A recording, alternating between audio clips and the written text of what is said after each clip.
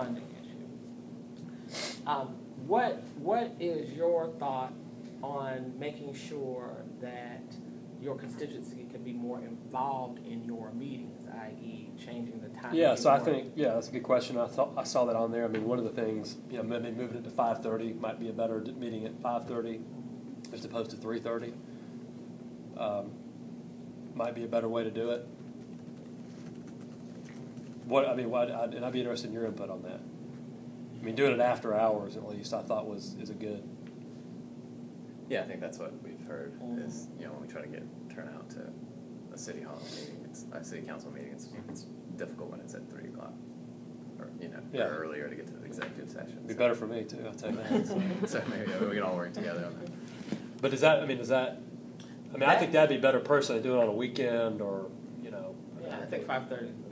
5:30 on a weekend sounds like a good solution. Yeah.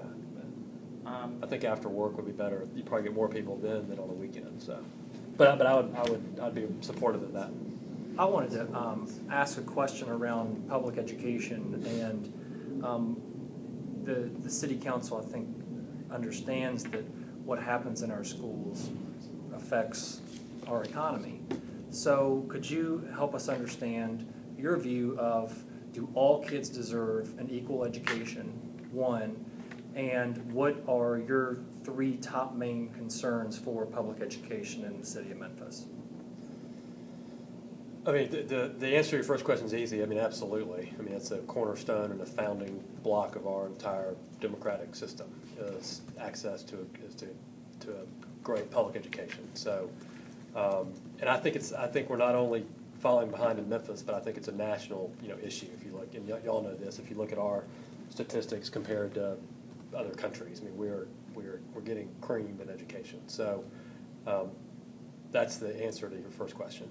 The second question is what would be your top 3 concerns or priorities to see to it that could change as a city council like what member? changed as like a what city? what could change?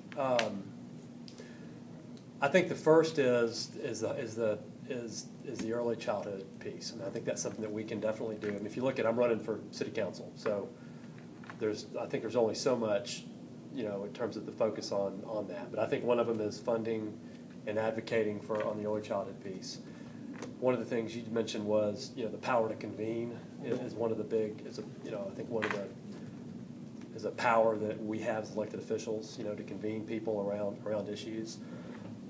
So I think as a city and having this strategic plan and saying, okay, this is something that we really need to do better on. There's not enough money being spent here. There's not enough resources. There's not enough community cohesiveness or togetherness or whatnot on this. I think that's something that we could bring people together. I don't think government alone can do this. I think it's government being a catalyst, and I think it's the nonprofit community and the business community as well kind of coming together. And I think a lot of these issues, too, with public education, they do start long before children get into the schools, and I think part of it is there's a family piece as well that I think it's a community kind of issue. And again, I think that's something the council with the mayor. I know we're having the summit or the one on that Mayor Wharton's doing on fatherhood, and strengthening that. So I think that's something that the council can also do is play a role there. One of the things you said, looking at the top 3 educational concerns. What number are you on? 15. That's number 15. Okay. One of the things you're saying here is one of your concerns is lack of parental involvement. Mm-hmm. What are some of your ideas around parental involvement that you think the city council could be instrumental in? I don't know, really. I mean, I don't. The mayor's, I think it's partnering with the mayor has the biggest bully pulpit on this kind of issue, both mayors. I think for the first time, the mayors are coming together and talking about this, talking about that the teenage single mother birth rate is not, that's not, we can do better there. We need to do a better job on supporting single moms as well. So I think those are community issues that we need to be, advocating on. So I think that us working really with the mayors on that and again, funding, I think initiatives that are helping on that piece on parental involvement. Well, let me ask you this question then. if I like to hear when people say I don't know. I like the honesty, and I think as a stand member, we also like that opens the door that you. Do you have ideas on that? Not to turn the tables on the interview. No, I do. No, I actually do. Just being aware of the state just passed law recently encouraging city governments and state and employers to allow their employees time to volunteer with schools. Mm-hmm. And knowing that a lot of your employees, city mm-hmm. employees, are parents. Mm-hmm. So allowing them to go and do that without any consequence for their jobs, and possibly partnering up with the school system, mm-hmm.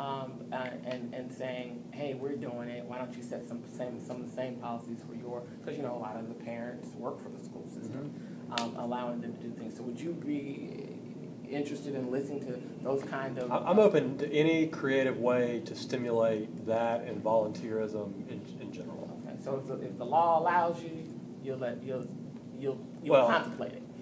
I would be supportive of it. Now, I also think that we need to totally rationalize our pay time off policy mm-hmm. in City of Memphis government. So we'd have, when city workers get 55 average days off a year, I think that system would have to be rationalized before we do something like that. Mm-hmm. But if we had a rationalized and efficient and paid time off policy, which could be part of your strategic plan. Oh, yeah, right. Which I propose as part of my budget. Then I would be supportive of something like that.